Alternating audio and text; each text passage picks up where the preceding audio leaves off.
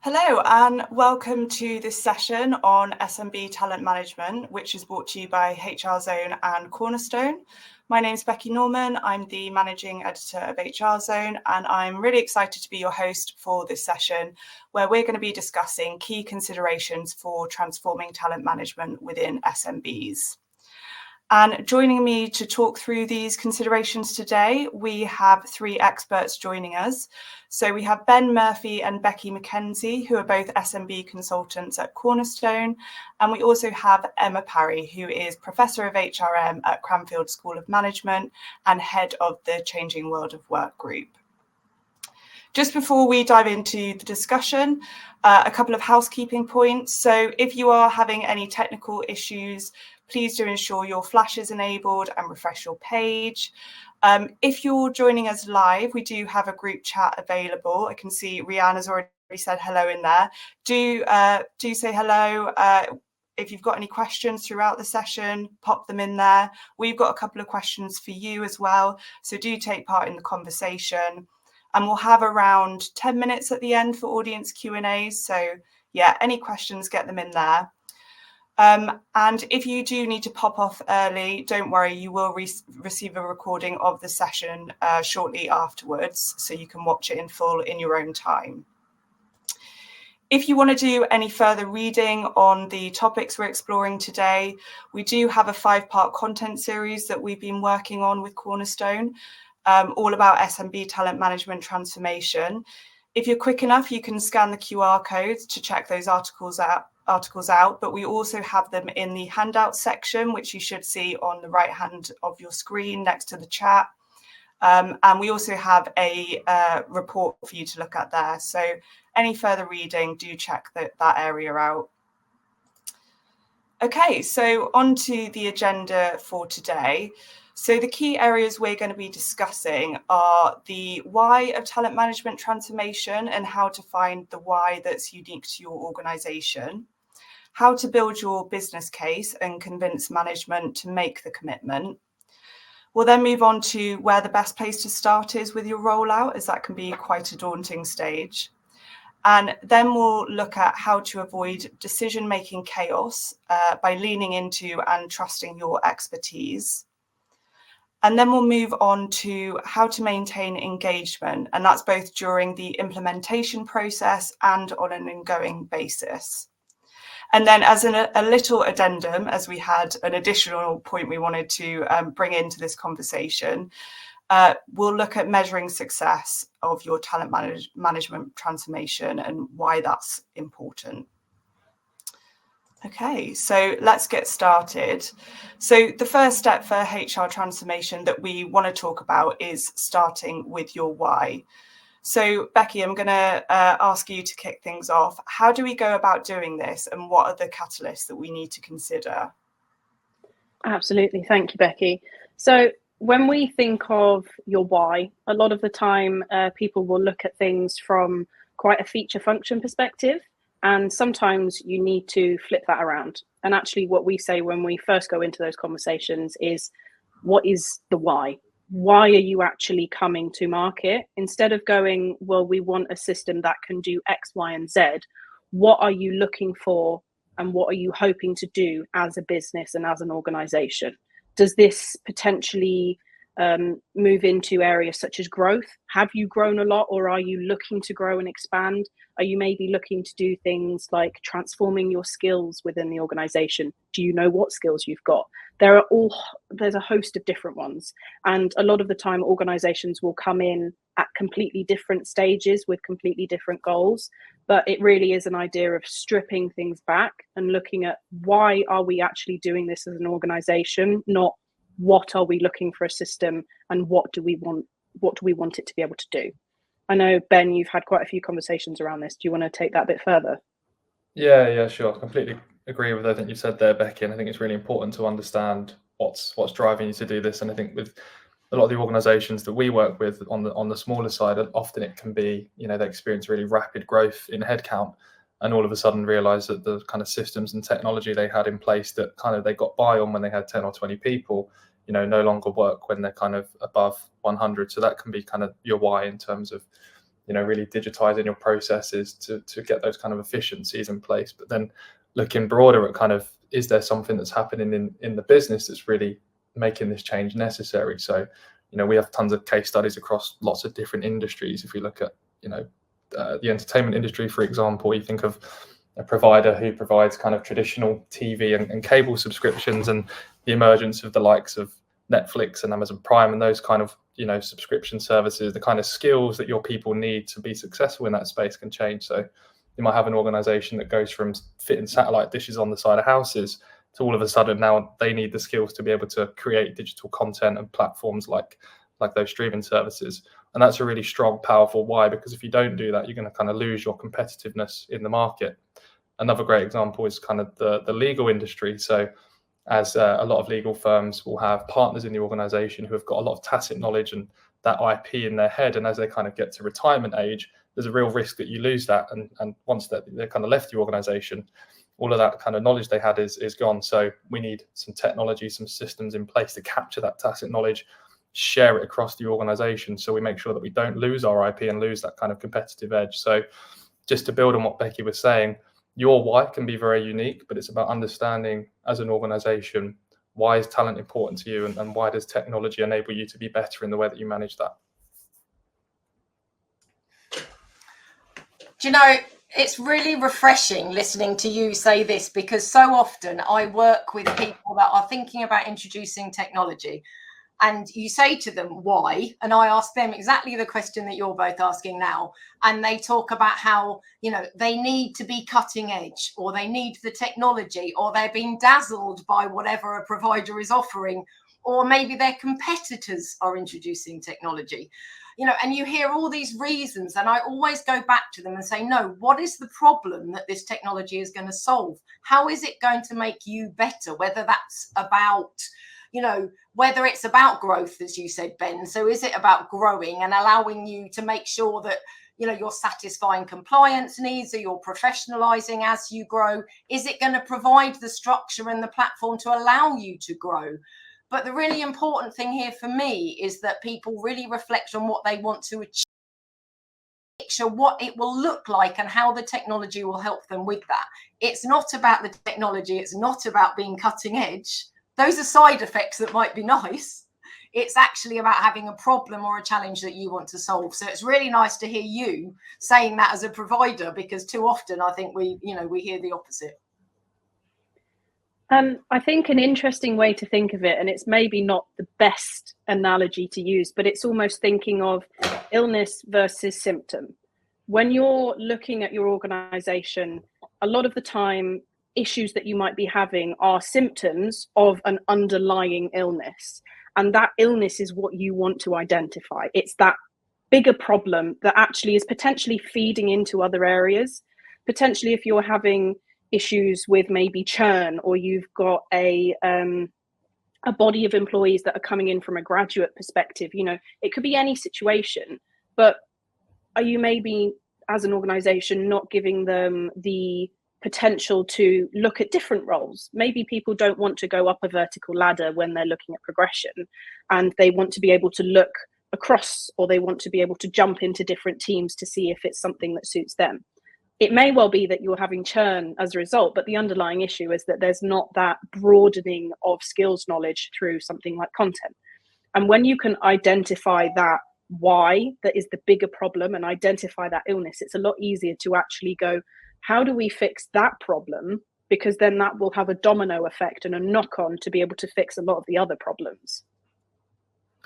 Yeah, and I think we're talking, quite a lot about skills there, but there, your why could be as simple as, we have an audit coming up where we need to evidence the compliance training that we've completed, and the technology we have in place at the moment doesn't easily allow us to look across the organization and say, Becky and Ben have completed X course and they completed it on X date. It could be as simple as that. And I think you need to really kind of understand that. And I think I'm going to nick the phrase of boiling the ocean, Becky. I know you probably wanted to go with that one, but really understanding, what is the immediate problem, and kind of breaking down that why into the different chunks. Yeah, agreed. It's really important, and the right place to start, of course.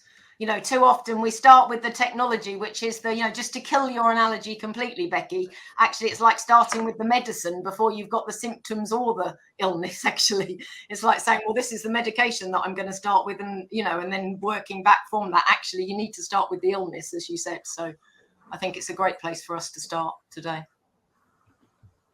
Absolutely. Great. Completely agree. Thanks, everyone. So yeah, what's the problem you're trying to solve? What's your illness? And that's not to be confused with the symptoms.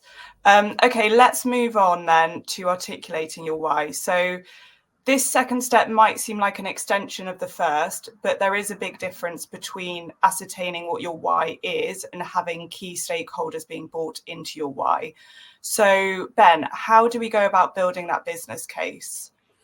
Yeah, sure. So, even when we have a really strong reason for change, like we've kind of just spoken about there, and we have a plan of attack of how we're going to go about that, a lot of the projects, HR transformation projects, can sometimes, stall before they really get going due to a lack of buy-in across the organization and sort of understanding from senior management or the ELT on why you're doing this. So I think the first point is you really need the right people on your transformation team to make sure that, this is something that does get off the ground. Often that will be someone on the executive team who's a sponsor, and they can help you in those conversations with the sort of broader ELT, but someone with influence who really understands the transformative power of this project and is really bought into that why. I think that's really, really important. I think you see as well, the power of data is often a really strong way to help articulate your why. So as we kind of mentioned, getting into that boardroom and having those conversations with the kind of executive leadership team can be quite difficult. Often you'll have lots of competing louder departments like sales and finance and the logistics teams stealing a lot of the focus away from people priorities and focusing on that area. So I think with data, that can really help you to quantify your challenges and align them to what the business needs, and be ready and be prepared to kind of articulate what is HR's impact on overall business performance. So you might be looking at data around what are our staff retention rates to our kind of performance scores. How can we link that to the performance of the business and articulate that to the broader sort of executive leadership team to get that buy-in? Not sure if you have any sort of additional thoughts to that as well, Becky. No, absolutely. I completely agree with what you're saying there. I think there are a lot of different avenues again there to consider, especially when you're going to a group of people like the C-suite or the ELT, because you may well have to tailor that message for each of the individual people that are sitting around that table. You're going to have to go with one message to, say, the CFO, or you're going to have to go with one message to your head of HR. It may well be that positioning, even when you've got like a procurement team, it might well be positioning that you're going through something like vendor consolidation as we've got there. How is that going to benefit us? And how does actually pulling something like that in mean that the project that you're putting forward is actually more tangible and actually more achievable from a broader business perspective? And actually all of those heads of departments can see the benefit and see the value that this one system might bring in. Becky, I know that we've got a poll to put out to the audience. I wonder whether this is a good time to do it. So yeah, we do have a poll now. So popping up on your screen, hopefully in a second. The poll question is, do you prefer an all-in-one solution or a best-of-breed solution that integrates? So the two options are all-in-one solution, best-of-breed. And yeah, do let us know which you would prefer. And we'll, Becky, I'll hand back to you to carry on with the conversation while we wait for results to come in. Absolutely. Can I just, while they're doing the poll, Becky, I wonder if I could just build on, before we go on to the next thing, if I could just build on what Ben and you were talking about there. Because one of the challenges I think that HR often has, that I just wanted to bring in before we move on, is almost speaking the right language. And you talked about tailoring arguments, which I think is really important. But it's also, we're all HR person. I'm an HR person. So for me, sometimes some of these tools, it's obvious why they're important. But actually, it's about positioning a case. So it's not about the people argument always. So often, if you want to introduce a tool because you want to, you want to know how to retain talent, or you want to help HR professionals be more strategic, so you want to free up time. You know, it's really about positioning in a way that's either about financial benefits. So, you know, you're going to save money on recruitment, or you're going to, you know, you'll have the right skills in the organization, or, you know, it's going to help you be more compliant, or it's about thinking about risks. And quite often the language in the boardroom is about risk minimization. And it's really about thinking about, you know, it's really about thinking about, well, what are the risks if we don't do this? You know, what are the financial benefits to the organization if HR can be doing more and adding more value to the business as a result of bringing in this technology? And I think sometimes, as much as we hate to admit it, because we all think people issues are really important, because that's what we do for a living in the HR world, of course, or the, you know, people and culture world, is often it's actually putting that to one side and coming in and thinking more about what the financial or the risk-based arguments are in order to get it across the board. And again, as you said, then tailoring those to whether that's the finance director or the, you know, whether you're talking to people in marketing or finance or sales or whatever. And I think it's really about the language, and speaking the right language is really important with this one. Absolutely. And it's one of the things that we actually focus on when we're going through any sort of process with an organization, is saying to them, you know, do you actually need help translating your people values into business values? And it's one of the teams that we have within Cornerstone is actually our thought leadership advisory team. And they come together with the client that we're talking to, and we actually go over, you know, what are your people values and how do they actually translate into business values as a whole? As you were saying, a lot of it is about minimizing risk and actually looking at something that is beneficial from a broader perspective than just the individual themselves that is going to be going through and maybe completing some training that is going to further develop them. And I know that sometimes seems like you're looking at it backwards, but when you do actually go from a C-suite and an ELT level, you do have to think of it from the other way around. You've got to think from the organization perspective, and how is this going to be beneficial across the board? And it is quite difficult sometimes to translate, especially when it's something either quite specific or you're looking at maybe quite a niche industry. It's just about translating those needs and making sure that everyone actually can see the benefit from it. Yeah, one last thing I'll add just on the sort of articulating your why, which touches on the points you raised there, Becky and Emma, around like minimizing risk.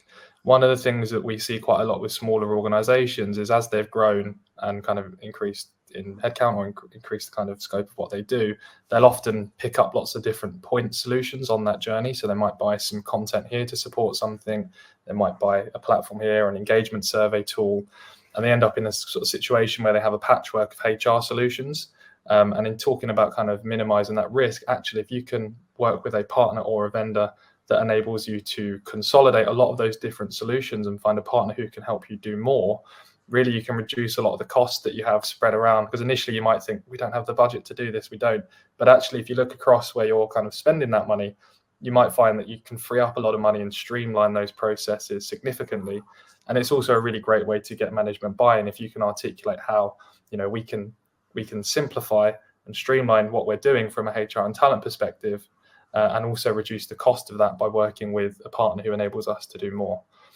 That's, I suppose, one case for the kind of all-in-one solution. There's cases for best in breed, so I'd be curious to see the poll results maybe a bit later on to kind of see where the audience sits on that. Yeah, we actually have the poll results in now, Ben, so I can bring them up. So we've got 64% saying best of breed and 36% all in one. So any surprises there? Was that kind of the trend that you were thinking was going to happen? Yeah, I think it's an interesting one, and where I always tend to fall in, obviously there are benefits to consolidating lots of different things here, but we always talk about, Becky, internally and kind of when we speak to customers about the idea of the distinguishment between transformational HR and transactional HR. So on the transactional side, you can think of things such as your kind of HR system where you're storing your system of record of your people, potentially your payroll.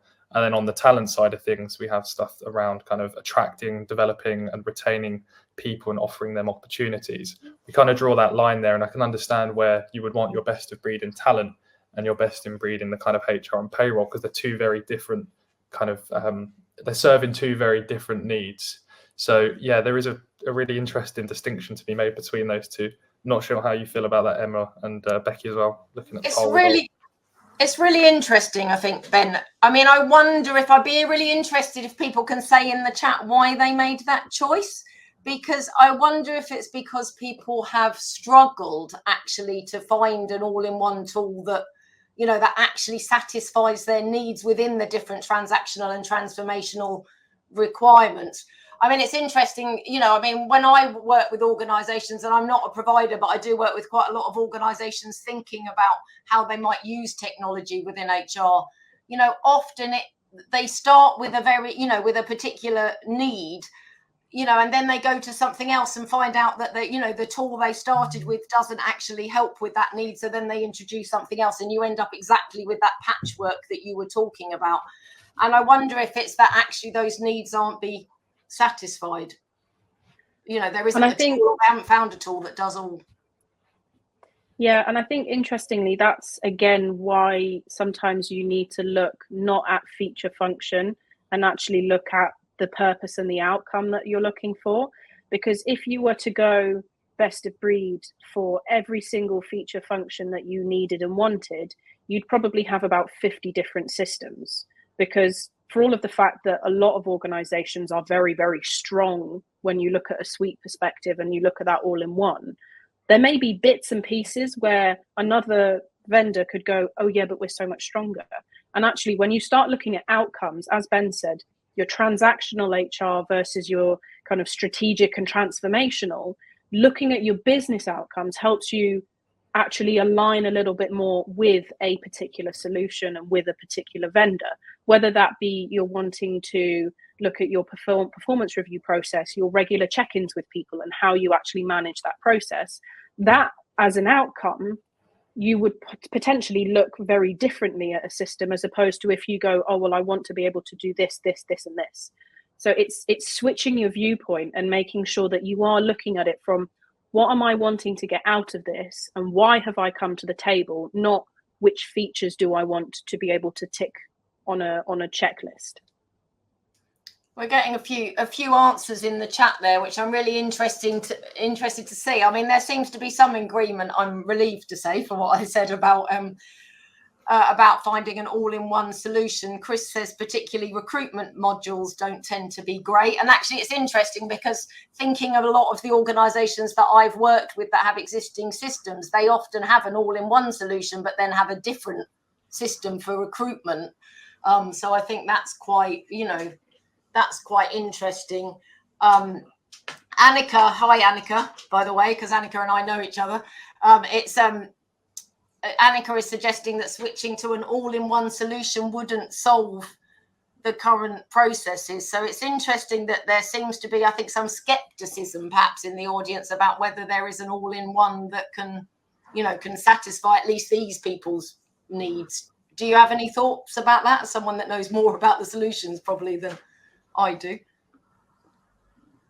Yeah, sure. I think if you look at the recruitment piece, I think trying to have a solution that does more and does recruitment is really difficult because I suppose it's more of a complex process. There's lots of different workflows involved in recruitment with requisition management, how that sort of all, ties together. I'm not the biggest expert on the recruitment process, but I certainly know that tools that kind of offer to do that plus more tend to fall short when it comes to the functionality. And I know that we spoke a lot about, don't just focus on functionality, but sometimes the outputs that you get from a recruitment system are really crucial, and actually being able to, achieve that with a system that offers lots of different components can be difficult. So yeah, the point around the recruitment side is something that we definitely do see.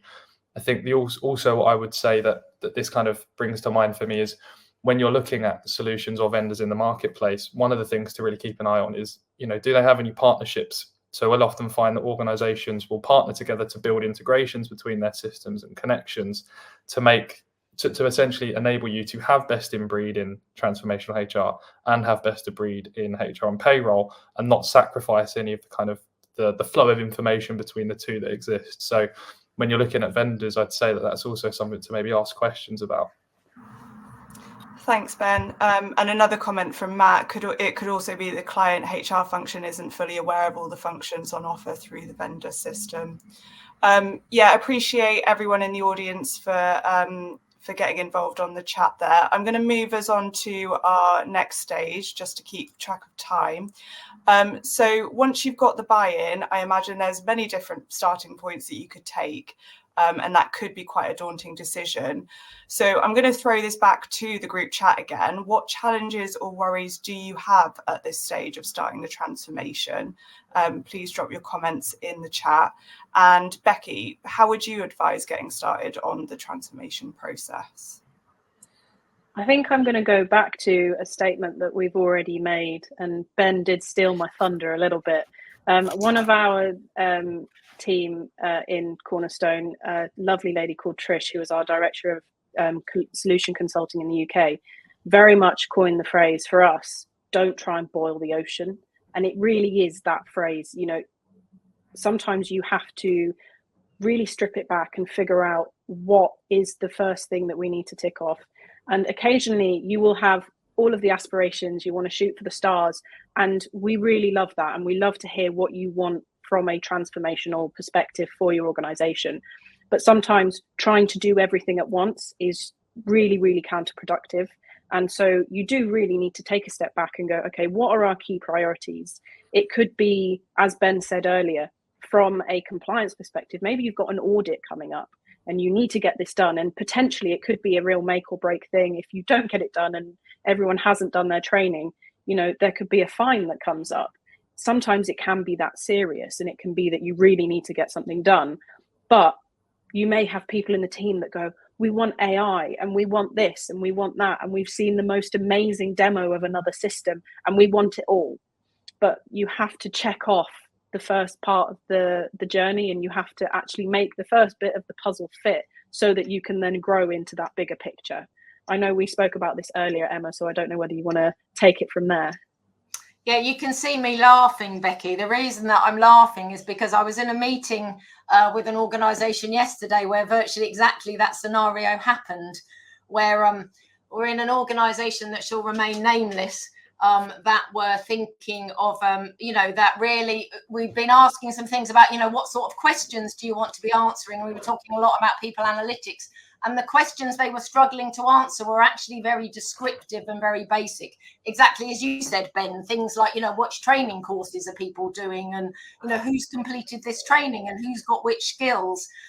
And yet when we started talking about technology and what they might do, they wanted to go right up the other end of the spectrum and boil the ocean, to steal your phrase again, and jump straight in with some very advanced tools and, an all-in-one system with, with AI and, kind of natural language processing and the whole shebang.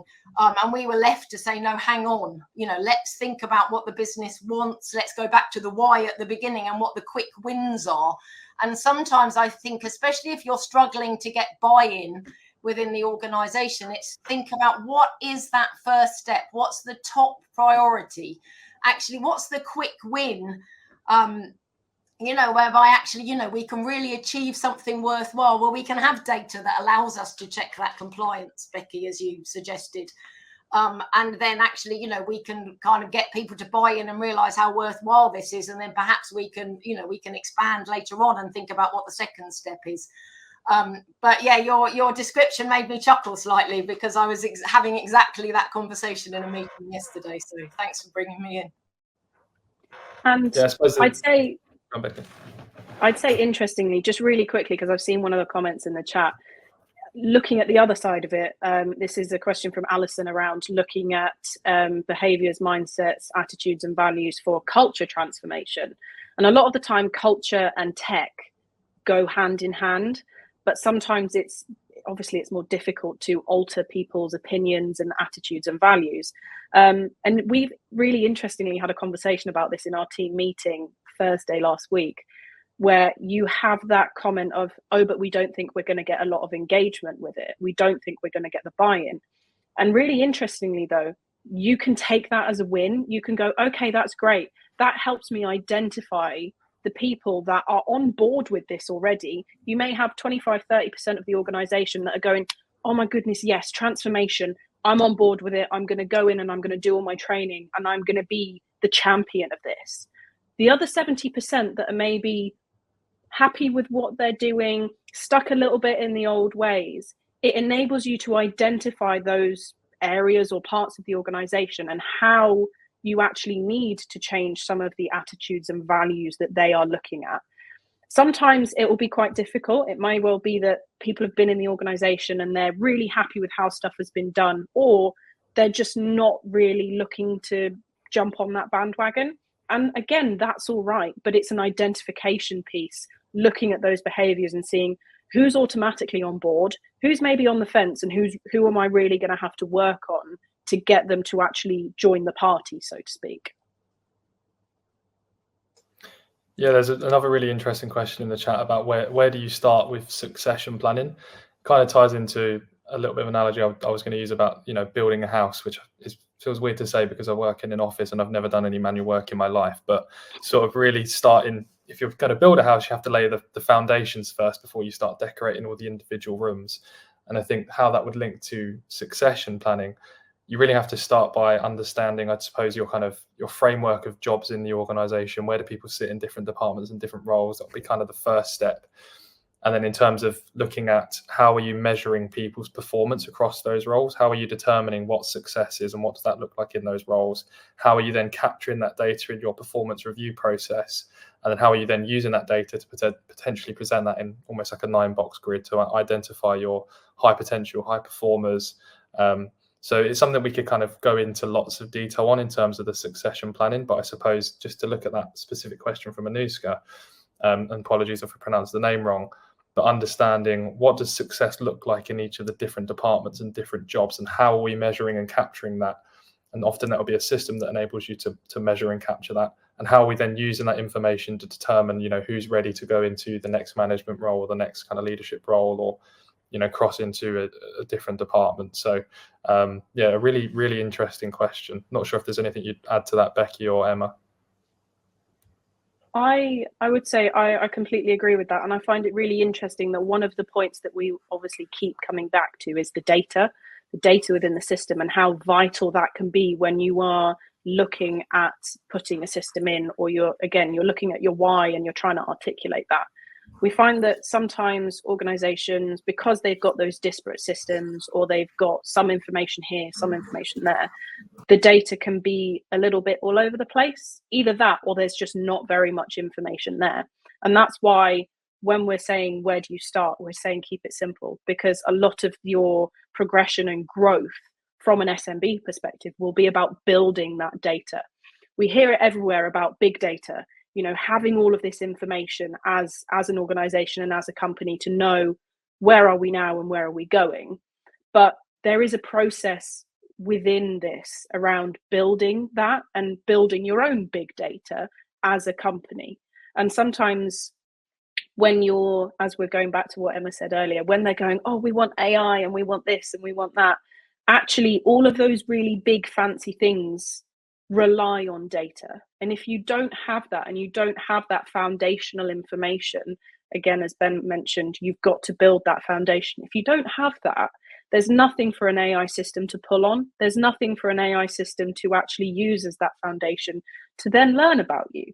So there is a part of the system and a part of the process that is building that. And that's why we're saying, keep it simple to start with. Actually allow yourself to get some of the utilization, get people into the system, going back again to that changing culture, get people in and learning, and get people actually even just using it for stuff like their compliance. You'll see if someone does one piece of compliance training, do they maybe have an interest that drags them off another way? It may well be kind of a trickle down effect, and it'll be a snowball, and people will actually end up doing more. You never know, but it allows you to build that body of data. And again, I know, Emma, we had a conversation about that before. Yeah, absolutely. I mean, I think the question about behaviours and values and attitudes is really interesting, and it is a bit chicken and egg, isn't it? We've got lots of metaphors and things coming on in this meeting, so but it is, because sometimes it's about, well, how much do you prepare the organisation for technological transformation? In which case you might kind of become paralyzed and never introduce anything because you're too busy trying to make sure everyone's ready for it? And what, or to what extent do you, kind of roll out the technology and then try and bring people along with it?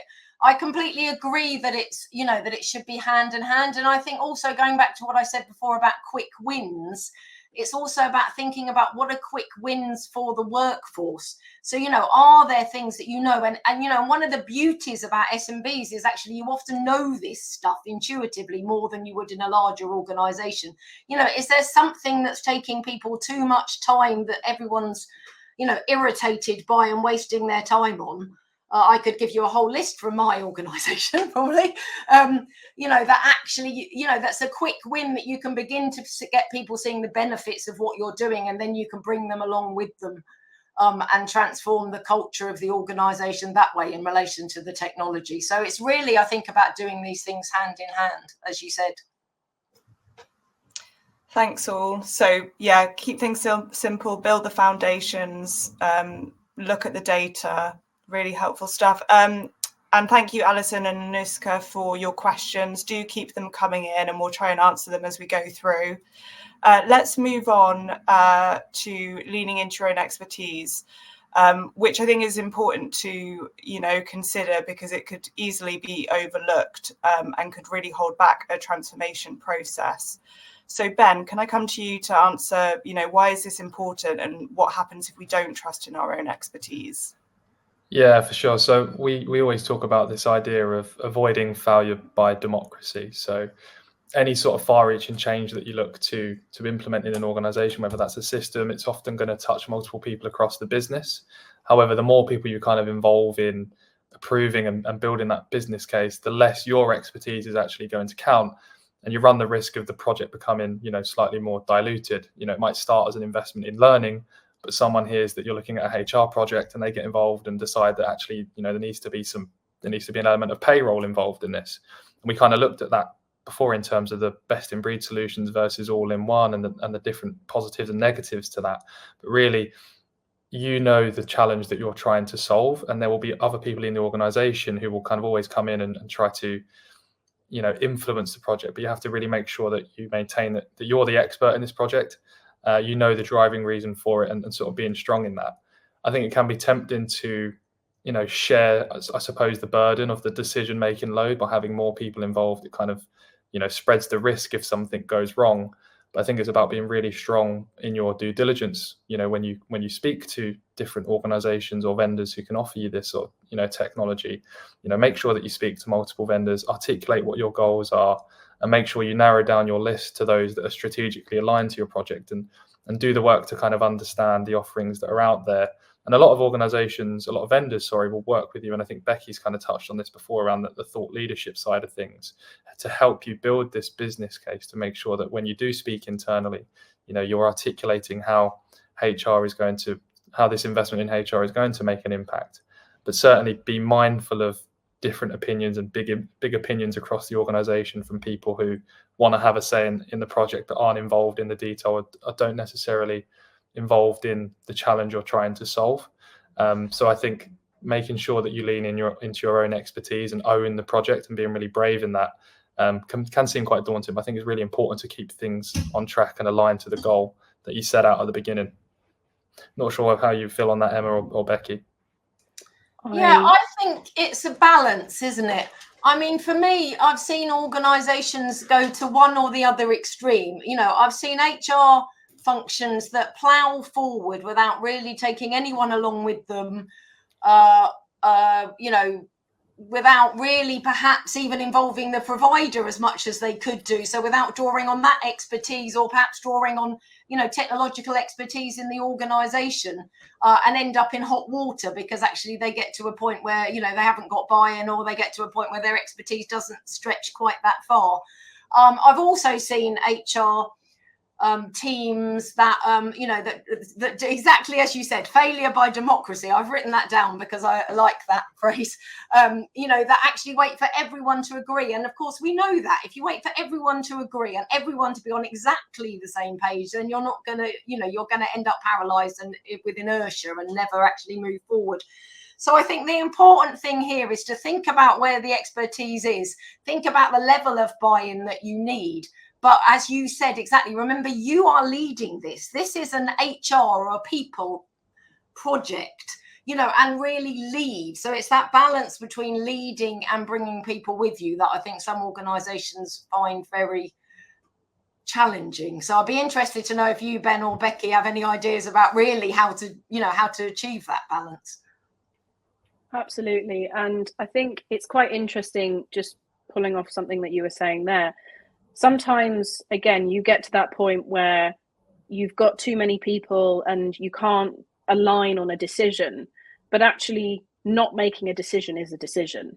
And at the end of the day, this is the point where you actually realize this process is almost it has a bit of a feedback loop, because if you get to that point where you do just end up with no decision, and it's how far can we kick the can down the road before we have to make a decision, you then have to really go back to your why. Why are we doing this? Because if you actually have that and you have followed all of these steps, you shouldn't come to a point where there isn't a decision that's made. It may well be that you say no, and actually you identify that maybe you can build out something that you've already got and you don't need to get something new.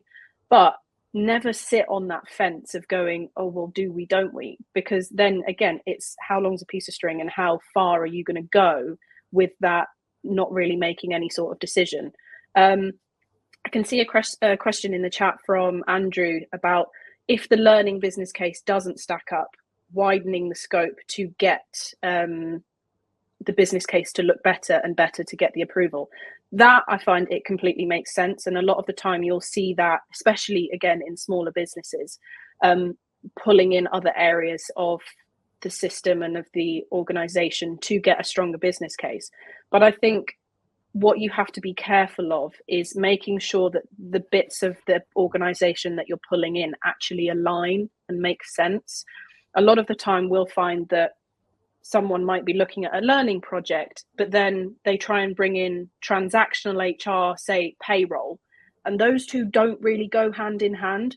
Whereas if someone's trying to go, oh, well, I want to look at learning, but then I also want to maybe bring in stuff like onboarding or performance, that makes sense because it's a process that people will follow throughout their life cycle in an organization, and that you'll be able to bolster a business case. Whereas if anything, looking at something like learning and payroll together, they're too different, and actually it'll end up weakening the proposition that you're trying to put forward. So I think if you're maybe struggling in terms of looking at a business case for a set piece of development, try broadening the scope, but within the realm of things that align. Ben, I don't know whether you agree with that. Yeah, definitely. I'm not sure if it's my connection or if it's yours, Becky, making it go a little bit blurry. Maybe it's just mine. But in terms of looking at broadening the business case, one of the things that we often see is that kind of performance piece and including that. And I'm not sure what the audience in the chat, maybe let us know in the chat in terms of your experience, but where performance management sits in organizations, sometimes it sits within the HR department, sometimes it sits with learning and development. So that can be quite interesting in terms of who actually owns the performance side of the business. So looking at, setting our goals and objectives, having our check-ins and our performance reviews. Does it sit with HR? Does it sit with L&D? And that's often a way to broaden your business case to kind of get that buy-in. If you can have a system or a project that links learning and performance, so you're using the kind of performance data that you collect on individuals to kind of create development plans to push out learning, that can be a really strong business case. But to touch on Becky's point, the business case between learning and payroll, there isn't as much of a link between that transactional side to the learning side. So if you are going to kind of broaden what you're presenting to the executive leadership team, it has to all be aligned to the same vision of why are we doing this. So if our overarching aim is to improve the opportunities that we provide to people, that can include learning, and it can include performance, and it can include succession planning, and it can include content. Those are all things that align, and that makes sense to kind of broaden the scope in that regard. But does it make sense to broaden it when we're kind of including the more transactional side? So again, it will be unique to each business. and your priorities, but just think about where is the alignment if you are broadening the scope. Great, thanks all. Andrew said good advice, so you did well. Let's move on to continuing engagement. So how do we keep things moving, both during the implementation process and then subsequently, maintaining, strengthening engagement post rollout? And before I hand over to Becky to kick us off on this, a group chat question. We'd love to hear from you. Is engagement something that you're struggling with? And is there anything you've tried to improve this? But yeah, over to you, Becky. Thank you. And I think it's quite useful to look at what we have there on the slide, and that is looking at intention versus execution. Again, you want to make sure that when it comes to actually rolling something out, getting the project started, so to speak, you're still running with the same values as you were when you were going through the process of getting it approved, taking it to the C-suite, getting your team involved and implementing. It's really important that actually your why and why you started this process continues with you throughout the whole delivery of the project. You can have all the brilliant intentions in the world, but if it comes to actually executing the project and you don't meet it with the same level, it just doesn't match up. So we have to really make sure that when we're going through the process, people involved in that implementation and involved with actually getting individuals into the system, engaging with it, it's really important that it's met at the same level. Emma, I know we had a little bit of discussion around this before. Do you want to take it off from here again? Yeah, I can do. I mean, a couple of things to say about this. I've done pieces of research that look at outcomes of technology projects in HR. And there are a couple of things that quite often kind of mean that they don't quite achieve the objectives that they want. Engagement is a key one, and buy-in and making sure that's an ongoing process. So I love the idea of continuing engagement, because quite often we roll out a piece of technology, we have a big splash and lots of consultation, and then we roll it out, and then then that's it, and we expect everyone to get on with it. The other thing that I notice is that we focus, I always feel guilty saying this with you on the call, but we focus on the technology and only on the technology when we, after we've rolled it out, and we think about getting the technological stuff right. And that's important, but actually success is also about the other things. So someone asked about values and culture earlier, and that's important, but it's also about thinking about skills. Do people have the skills not only to use the technology, but if we're expecting people to do something different as a result of technology, are we upskilling them or reskilling them to do that? One of my bugbears that people might have heard me harp on about before is about line managers and line manager development. If we're expecting line managers to take a more active role in managing their people or do something different, are we upskilling them to do that, or reskilling them to do that? Sometimes it's also about organization design. Are we actually is the organization structured in a way that works if we're working in a different way, or do we actually need to think about how we organize the organization? And often for me, the reason that technology fails ultimately, or doesn't achieve its objectives, the technology is not failing, I should point out, is that we think only of the technology. And we need to think about the technology and having the right tools, but we also need to think about what we need to do alongside that. So for me, it's about having both of these things married together that really gets those outcomes. Yeah, I would add that when you're speaking to a vendor or one of the providers of technology out there, make sure that you really kind of understand what is their client success program look like, because often they'll have these, and those. The one side, as we discussed, is the technology, but actual adoption and engagement it's incredibly important for the vendor as much as it is for you, because obviously they're going to want you to renew. So really understand the support that they can offer, because there will often be tons of things that they can do to help you with, your internal launch day, promoting the kind of system. You might even look to build a kind of marketing plan for the system. So maybe you drip feed content on a kind of on a regular schedule or a regular cadence, and the kind of vendor can work with you to build that out to make sure that you maintain engagement. So my key piece of advice would be speak to the vendors you're talking to and understand what their client success offering is.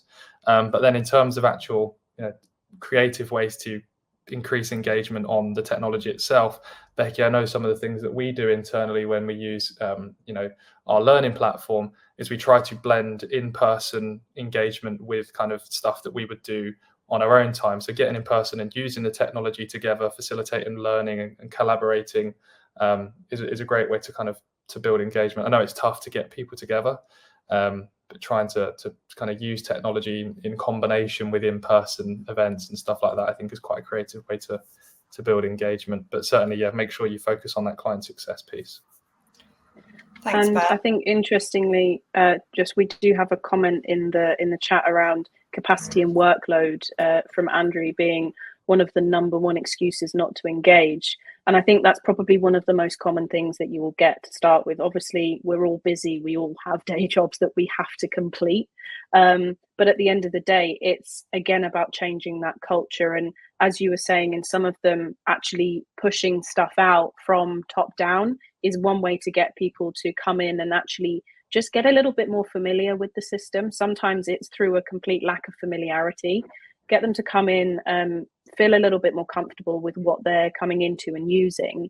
As Ben was saying, support is a key thing from any vendor. It may well be that they can actually help you from the perspective of actually rolling stuff out. I know we have a number of strategic content individuals within Cornerstone who will actually work on a content rollout plan as a way of figuring out what's the best way for us to actually get engagement for this. Maybe not a big bang. Maybe a big bang isn't the best way forward for you, and actually trickle feeding bits out so that people can almost get to a point where they're wanting more is a better way to do it.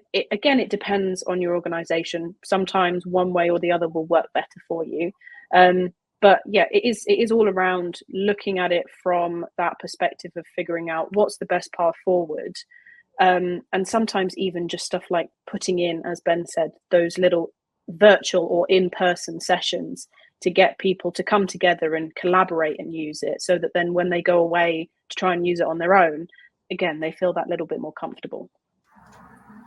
Yeah, Thanks. I have to say, sorry, Becky, I'm just going to highlight Latang's comment here really quickly. I know we're running out of time, because Latang's comment is exactly my experience with organisations. I mean, I said to Becky and Ben when we were talking the other day, I did some research in an organisation years ago where they'd had a multi-million-pound project, and actually the people at the top thought it had done very well. And I went and talked to people in the offices, and people basically had like tables pinned up on the wall and spreadsheets on their computers where they weren't using the technology. They were using offline, different methods that they found easier because they ignored the people aspect. So I completely agree with that. It will flop if you ignore that.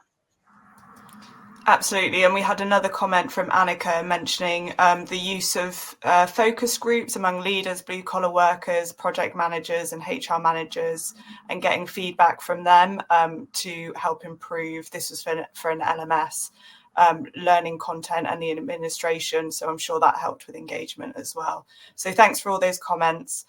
We're now on to our final consideration, which is measuring success. So Ben, could you start things off here? What's kind of best practice around measuring success? Yeah, it ties all the way back to the first point we were making about the why. And in order to measure success at the very start of your project, you need to know what outcome are you looking for. And again, that will be unique to your organization. What are you trying to drive improvement to? So you'll see some of the examples on screen there. Maybe it's your retention numbers, your recruitment costs. These should be things that you kind of outline very early in the process, because they're driving the why behind that project. And you need to make sure that as you continually go through, that you set as an organization different checkpoints where you reflect on this and measure your success. So have we retained our staff? Have we reduced our turnover? Have we reduced churn? Can we see a tangible, increase in the proficiency of certain skills that are critical to the business? Those are all things that will help you to know, this project that we've embarked on, has been a success. It'll also be really useful when it comes to, often you will have a point in which you're looking to renew the system, or you might look to, implement a different system. Either way, having the kind of data that shows the success or potentially the failure of the project is going to be really useful when it comes back to having those kind of conversations internally about why we might need to make, changes, or why we need to keep this system. So certainly, point from me would be, make sure you know what those outcomes are at the very beginning of the project, and make sure that you keep yourself and your teams accountable to measuring those as you go through, and don't forget them throughout the process. I hand to you, Becky, on that as well, to expand. I think from our perspective, a lot of the time, again, from what Ben said, going back to that initial point of the conversation where you're figuring out what your why is, sometimes it's really difficult to think, okay, what are the outcomes that I actually want from this? Again, if you've done the right thing and you've identified the illness that you've got as an organization, sometimes it's going, okay, what state of health are we in at the moment? And actually, what state of health do we want to be in? If you can look at it from that perspective and really identify what that outcome is, when it gets to this point of measuring your success, again, sometimes it's quite nice to actually look back and go, this is where we were, this is where we are now. Can we see a tangible measure of success here? Again, sometimes you might not. Sometimes, like Ben said, it may well be that the project's gone amazingly well. It may well be that it's not. And sometimes it is, okay, what have we maybe not done right in that process? What do we maybe need to change? How do we actually get the engagement so that we do get to measure success? But again, as I said, as we've all said, it will be different for every organization, but those outcomes at the beginning are probably the most key part of figuring out what you're actually going to get out of it at the end. And again, it may well be sometimes that bits tweak and change along the way, but like Ben said, it is a bit of a feedback loop, and you have to make sure at each stage you're identifying, are we still aligning with those metrics that we set out to start with? Are we still on track? And if you are maybe a little bit off track, that's where you realign and you come back to it and go, okay, now we're at the point of being where we need to be again. Let's go on to that next step. I'd say that's probably my main bit of advice as well. Emma, is there anything you want to add there before we close off? No, not really. I mean, I think this last point really closes that loop, doesn't it? I mean, it takes us back to the first slide and the understanding your why and really reflecting on what that looks like in terms of outcomes, so that you can then build those measures into the system and, and go back to your top team and say, look, this is why we did this, and look at what we've achieved, and, now give us more money to do more. Good point to end on. Absolutely. Well, just before we do close off, we do have a 7-step blueprint, which really summarizes, some of the key stuff we've been talking about here today. So if you are stuck on, where do you start? I think this is a really helpful resource for you. So yeah, scan the QR code if you're interested in checking that out. I don't think we'll have time for questions as we are near the 12 p.m. mark, but I think we answered all the questions that came through on the group chat anyway. So yeah, just thank you so much, Becky, Emma and Ben, for all your insights. Really interesting conversation, and thanks for the audience as well for all your input and questions, etc. So yeah, hope you found it useful and enjoy the rest of your day.